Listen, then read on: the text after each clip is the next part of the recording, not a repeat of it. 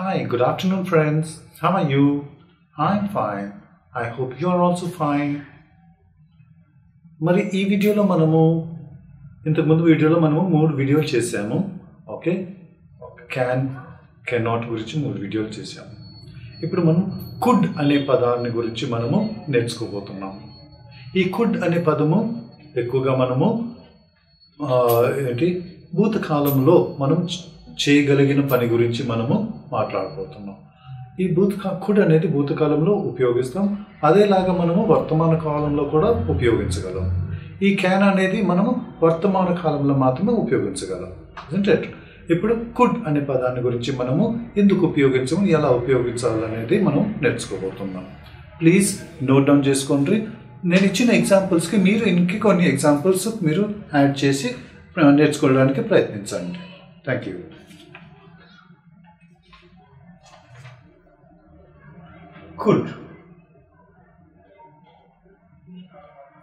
Could is used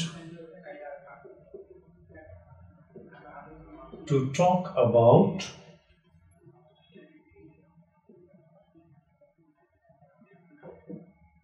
a person or thing's ability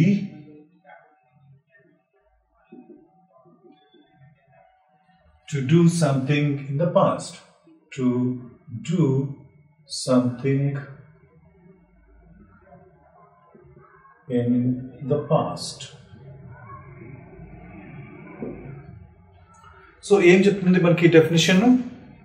could అనే పదము మనము భూతకాలంలో మనం చేయగలిగిన పని గురించి మాట్లాడడానికి మనము ఉపయోగిస్తున్నాం.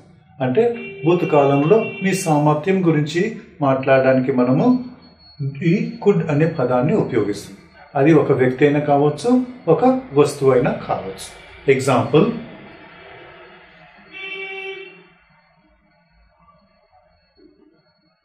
she could complete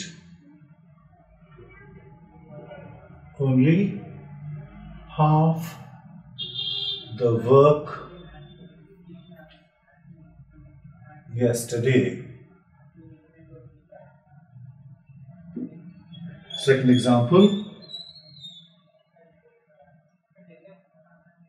though there were no buses, we could reach the office on time. I could run 100 meters in 12 seconds. So ఇక్కడ మనము కొన్ని ఎగ్జాంపుల్స్ చూసాం. మొదటి ఎగ్జాంపుల్ ఏం చెప్తుంది? She could complete only half the work yesterday. అంటే ఆమె నిన్న సగం పని మాత్రమే పూర్తి చేయగలిగింది. సో ఇది భూతకాలం గురించి మనము మాట్లాడుతున్నాం. భూతకాలంలో ఒక మనిషి లేక ఒక వస్తువు సామర్థ్యం గురించి మనము చెప్తున్నాం. Though there were no buses we could reach the office on time. బస్సులు, సిటీ బస్సులు లేనప్పటికీ మేము సరి అయిన సమయానికి ఆఫీస్ చేరుకోగలిగాము అని చెప్పడానికి మనం ఈ సెంటెన్స్ చెప్తున్నాం. I could run 100 meters in 12 seconds. అంటే భూతకాలంలో నేను ఒకవేళ యవ్వనంలో ఉన్నప్పుడు 100 మీటర్స్ని 12 సెకండ్లో పరిగెత్తగలిగాను అని చెప్పడానికి. సో ఇక్కడ మనకి ఈ సెంటెన్స్ అన్ని ఏం చెప్తున్నాయి? భూతకాలంలో మనం చేయగలిగిన పని గురించి మాట్లాడడానికి ఈ కుడ్ అనే పదాన్ని మనము ఉపయోగిస్తున్నాము. ఇంకా దేనికి ఉపయోగించగలము చూద్దాం.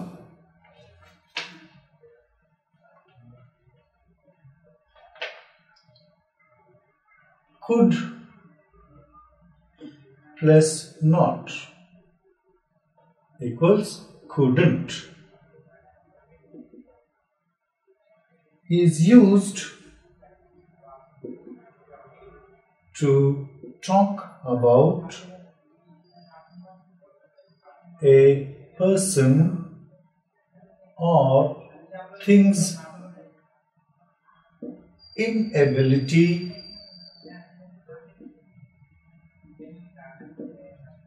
to do something in the past.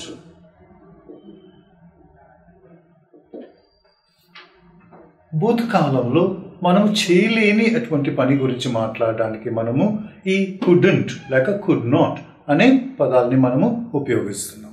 could plus not చేర్చి మనము ఒక పదంగా couldn't అని ఉపయోగిస్తున్నాం. సో దేనికి ఉపయోగిస్తున్నాం?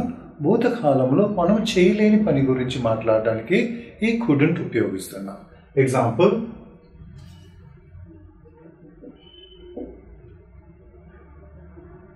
I couldn't attend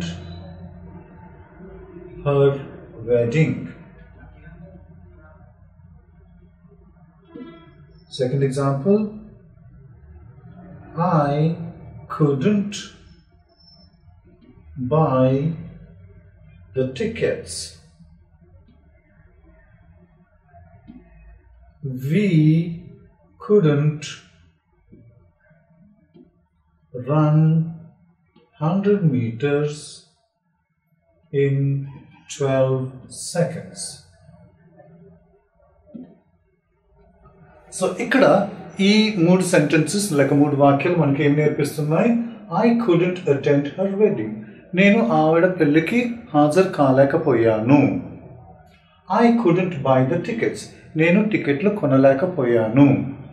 We couldn't run 100 meters in 12 seconds. మేము 12 సెకండ్లలో మేము 100 మీటర్లు పరిగెత్తలేకపోయాము. అంటే ఇక్కడ మనకేం తెలుస్తున్నది?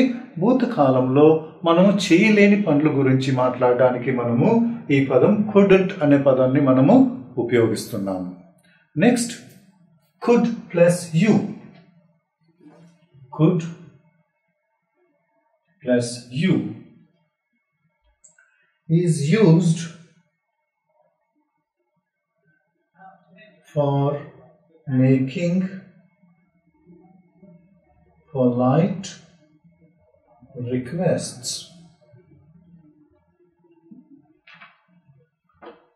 could plus you చేర్చి మనము ఏదైనా నెమ్మదిగా అడగడానికి ఉపయోగిస్తున్నాము. ఎగ్జాంపుల్,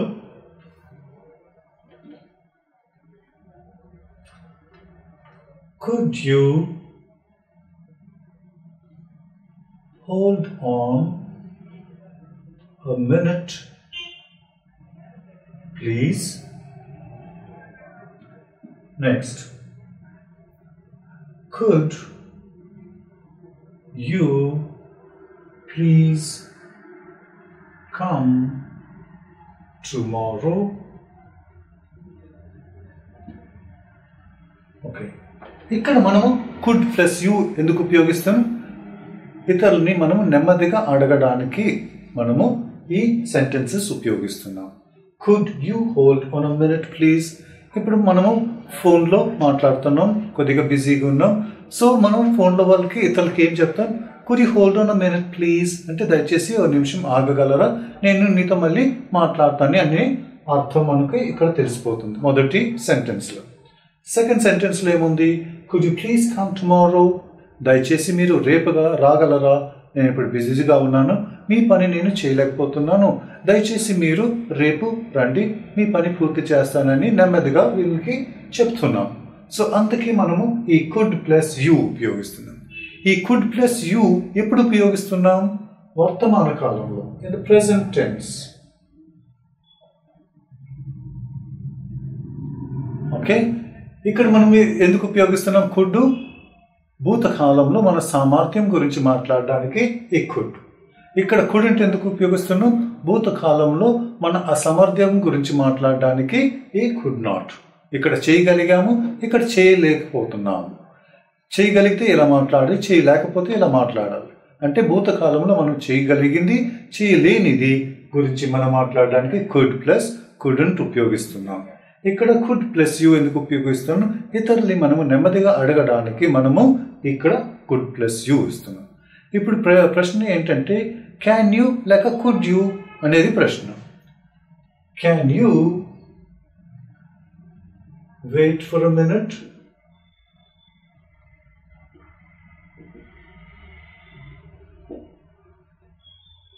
Could you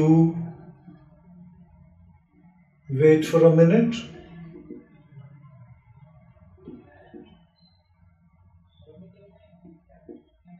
ఇప్పుడు ఈ రెండిటికి ఏంటి డిఫరెన్స్?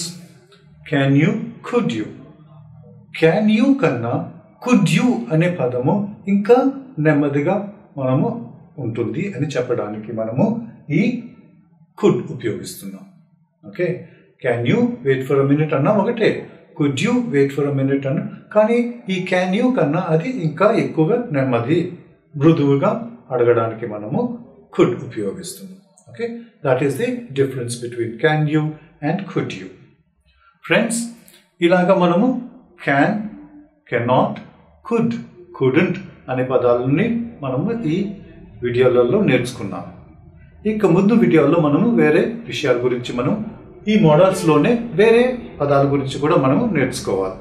ఇవి ఈ క్యాన్, కుడ్, ఈ మోడల్స్ అనే పదాలు కూడా మనము బాగా ప్రాక్టీస్ చేయాలి. ఎందుకంటే మనం వీటిని కూడా మనం ఎక్కువగా ఉపయోగిస్తాం మాట్లాడేది. ఇంగ్లీష్లో కమ్యూనికేట్ చేసేటప్పుడు మనం ఎక్కువగా ఇవి కూడా ఉపయోగిస్తాం. అందువలన మీరు జాగ్రత్తగా విని వాటిని నోట్ చేసుకొని మీరు కూడా కొన్ని సెంటెన్సెస్, నేను ఇచ్చిన ఎగ్జాంపుల్స్ కన్నా ఇంకా కొన్ని సెంటెన్సెస్ మీరు చేర్చి ఇలా మనం చెప్పగలము అని మనము నేర్చుకోవాలి. ఫ్రెండ్స్, మీరు నా వీడియోస్ లైక్ చేసి, షేర్ చేసి, తర్వాత సబ్స్క్రైబ్ చేయండి.